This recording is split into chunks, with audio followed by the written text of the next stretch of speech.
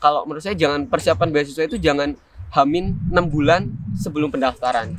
Itu salah. Tapi sejak kita semester 2, semester 3 di kampus kita sudah harus mempersiapkan diri. Kalau memang kita nanti punya pengen kuliah di luar negeri gitu. Halo guys, bertemu lagi dengan saya Abi Arumi di Arimin Vlog. Dan hari ini kita akan membuat sebuah wawancara beasiswa di Korea. Ada berapa buah macam beasiswanya, dan beasiswa ini sudah pernah diaplikasikan atau didaftar sama Mas Wahyu Widodo dan pernah berhasil ya Mas? Berhasil untuk dapat master waktu itu. Ya. Nah, kita sekarang akan ngulik-ngulik tentang beasiswa Korea kali ini dan memberikan informasi buat kalian guys. Nah, saya bersama Mas Wahyu Widodo dan mungkin Mas Wahyu bisa memperkenalkan diri. Halo semuanya, perkenalkan saya Wahyu Widodo. Saya dulu kuliah S1 di UPI, Universitas Pendidikan Indonesia. Kemudian sekarang melanjutkan pendidikan S2 di University of Groningen. Jurusan saya di Biomolecular Science. Kita akan bertanya tentang beasiswa apa saja yang ada di Korea, Mas. Ya. Jadi secara umum beasiswa di Korea itu kalau saya lihat yang bukan dari pemerintah Indonesia tapi dari memang benar-benar dari Koreanya, itu ada tiga jenis. Yang pertama itu beasiswa dari pemerintah Korea. Jadi ada sebuah lembaga Global Korean Scholarship GKS itu memberikan beasiswa, banyak sekali tipe beasiswa di situ, bisa buat S1, S2 ataupun master, S2 master atau PhD, Kemudian yang kedua itu juga ada beasiswa untuk internship. Di situ juga ada beasiswa untuk exchange student. Dulu saya dapat yang internship. Kemudian tipe beasiswa kedua di Korea itu biasanya beasiswa dari universitas. Jadi universitas yang menyediakan beasiswanya. Kemudian yang ketiga itu ada beasiswa dari profesor. Jadi ada 3 jenis beasiswa ya. Iya. Nah, kalau dari ketiga beasiswa ini itu mulai pendaftarannya kapan dan apa saja persyaratannya, Mas? Oke. Untuk generally untuk ketiga beasiswa tersebut tentu persyaratan yang paling utama adalah kemampuan bahasa. Kalau di Korea itu kita nggak perlu bahasa Korea, tapi kita biasanya perlu syarat bahasa Inggris. Ya, bahasa Inggrisnya itu lebih rendah daripada di negara-negara lain. Kalau di Korea itu masih menerima dia TOEFL yang untuk yang paper based test itu masih nerima, sedangkan di negara lain udah nggak nerima. Terus masih juga nerima TOEIC. TOEIC itu salah satu bahasa Inggris, tapi tidak sesusah IELTS. Dan itu masih diterima. Tapi secara umum itu yang pertama pasti bahasa. Kemudian yang untuk syarat-syarat yang lain biasanya IPK. Tapi IPK nggak terlalu, yang penting lebih dari 3 atau 3,25 itu masih aman untuk daftar beasiswa. Masih bisa. Nggak harus cum laude. Kemudian biasanya kalau syarat daftarnya itu tentu ada recommendation letter dan juga ada motivation letter gitu. Untuk pendaftarannya masing-masing beasiswa punya linknya sendiri-sendiri. Gitu ya. Kalau misalkan GKS karena itu dari pemerintah, teman-teman bisa cek di website Global Korean Scholarship atau juga studi in Korea .go.kr itu juga full beasiswa dari GKS semuanya di situ. Biasanya kalau yang untuk master biasanya namanya beasiswanya itu KGSP, Korean Governmental Scholarship Program. Itu biasanya buka pendaftarannya sekitar Januari sampai Februari. Kemudian seleksinya Maret April, nanti baru Mei awal itu pengumuman. Itu yang KGSP. Nah itu KGSP itu bisa daftar lewat 2 jalur. Lewat jalur embassy, kedutaan, dan yang kedua lewat jalur universitas. Dan yang lebih susah itu yang lewat kedutaan, karena seleksi pertama itu ke kedutaan. Baru setelah diseleksi di kedutaan, dia diseleksi lagi di universitas. Dua kali seleksi. Tapi kalau yang jalur universitas itu diseleksinya oleh universitas dan lumayan lebih gampang, lebih mudah ya. Lebih mudah, apalagi kalau kita punya kenalan di university itu gitu. Kalau untuk beasiswa profesor itu bukannya sepanjang tahun dan syaratnya nggak terlalu lebih mudah syaratnya daripada yang beasiswa KGSP gitu. Kemudian yang ketiga, beasiswa universitas itu biasanya bareng dengan pembukaan pendaftaran universitas itu. Berarti kan ada plus minusnya ya untuk beasiswa ini ya Mas ya? Ada. Nah, plus minusnya apa Mas Wahyu? Untuk ketiga beasiswa ini, yang pertama yang GKS, karena dia dari beasiswa pemerintah, biasanya dia fully funded, artinya semua biaya ditanggung oleh pemerintah Korea.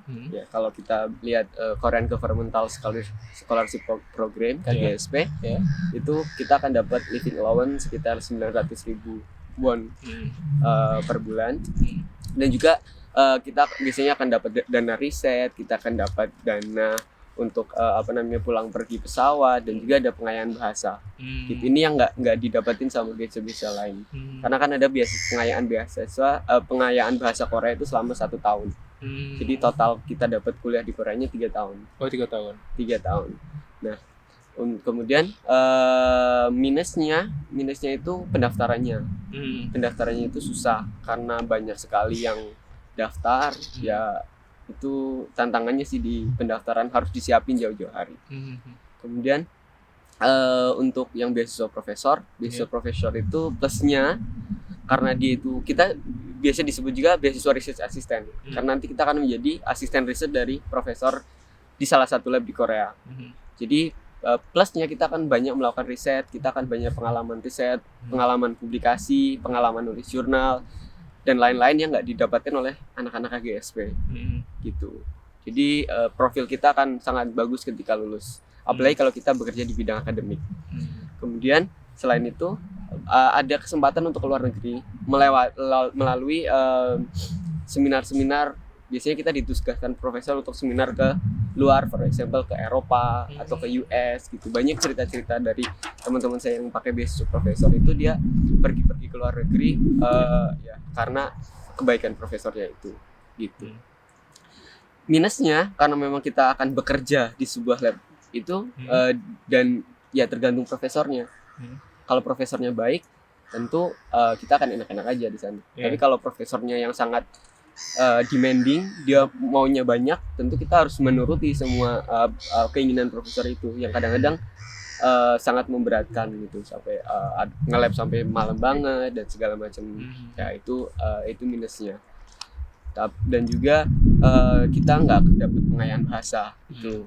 Nah, kalau universitas itu biasanya dia partial funded, jadi nggak fully funded, hanya biasanya hanya cover tuition fee atau hanya cover living allowance, tapi hanya 200.000 won, for example. Kan itu nggak cukup untuk biaya hidup di Korea, jadi butuh dana tambahan biasanya kalau beasiswa universitas.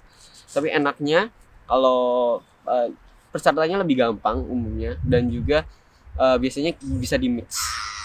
Seperti saya dulu di-mix antara beasiswa profesor dan beasiswa universitas, biar dapat uangnya double. Gitu. Itu bisa di-mix. Iya. Nah, dari sekian banyak kita udah cerita nih, berarti kan punya tips dan saran ya, Mas, supaya kita bisa mendapatkan beasiswa ini. Apa nih untuk ketiga beasiswa ini, apa tips dan saran?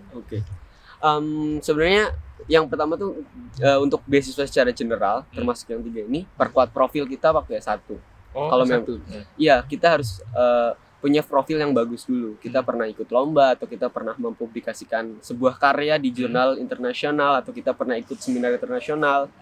Dengan itu kita telah membuktikan kepada pemberi beasiswa kalau kita itu mampu, kalau kita itu capable, kalau kita itu pantas untuk mendapatkan beasiswa. Jadi memantaskan diri dulu kalau memang kita itu pantas dikasih uang dan pantas mendapatkan segitu banyak manfaat dari beasiswa.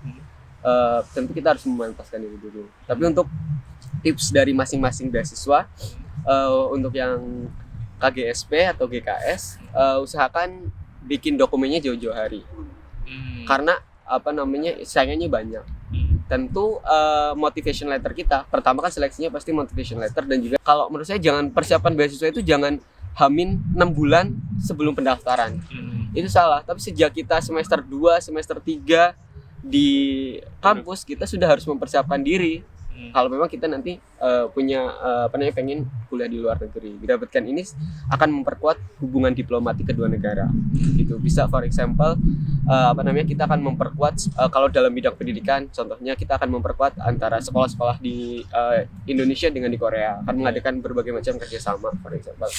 atau enggak dalam bidang sains misalkan nanti akan ada collaborative research, akan terus-terusan berkesinambungan melakukan collaborative research. Itu untuk yang, atau dalam bidang sosial budaya, berarti nanti akan mengenalkan budaya Korea ke orang-orang Indonesia, for example di motivation letternya. Itu sih untuk motivation letter. Dan juga motivation letter itu kalau bisa di proofread, artinya dibaca dulu oleh orang yang sudah pernah mendapat beasiswa itu. Jadi orang itu nanti bisa mengoreksi, orang itu bisa ngasih saran, ngasih bimbingan supaya benar-benar motivation letter itu motivation letter yang unik dan juga motivation letter yang bisa bikin amaze, bikin kagum orang yang membacanya. Gitu ya. Gitu. Kemudian untuk beasiswa profesor, karena dia itu adalah beasiswanya kan orang per orang, artinya sebenarnya seperti kita kerja ke profesor di Korea, otomatis kita harus punya kenalan dengan profesor di Korea, atau enggak kita punya jaringan luas ya, kita bisa dapat infonya dari temen atau kita nyari-nyari di internet, tapi kita harus punya jaringan luas karena banyak sekali profesor Korea minta ke dosen Indonesia minta mahasiswa. Jadi kita harus kenalan lah sama dosen-dosen kita juga di Indonesia. Berarti harus punya link dosen-dosen yang sudah ada yang sudah pernah kuliah atau kerja sama ya, connecting ke sana gitu. Dan juga kita harus punya track record riset yang baik selama S1.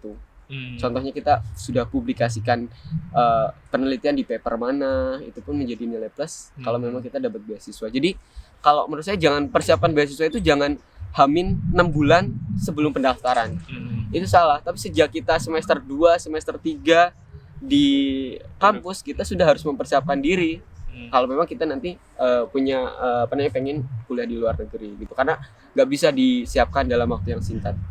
Seperti itu. Kemudian kalau universitas, kita buka aja link-link pendaftaran universitas, nanti biasanya di situ akan ada beasiswanya. Banyak beasiswa di universitas tersebut, dan pendaftarannya tidak terlalu gampang, tidak terlalu susah, apalagi kalau kita sudah punya link ke profesor di sana, atau enggak kita link ke teman kita yang di sana yang nanti bisa merekomendasikan gitu, untuk kita dapat beasiswa universitas itu. Biasanya sih dari rekomendasi profesor ya.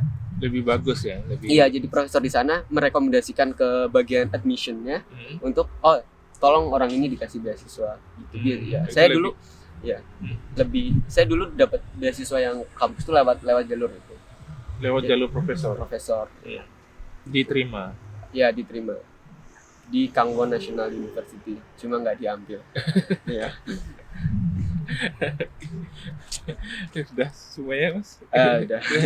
Ya, demikian dulu guys tips dan triks dari Mas Wahyu untuk mendapatkan beasiswa di Korea. Semoga informasi yang kita informasikan kepada kalian ini bermanfaat dan bisa memberikan sedikit harapan untuk bisa dapat beasiswa luar negeri. Setidaknya menambah semangat untuk mencari beasiswa. Benar. Nah, ya sebenarnya kita sudah membuat beberapa macam beasiswa di dalam video kita dan di dalam link kita ini.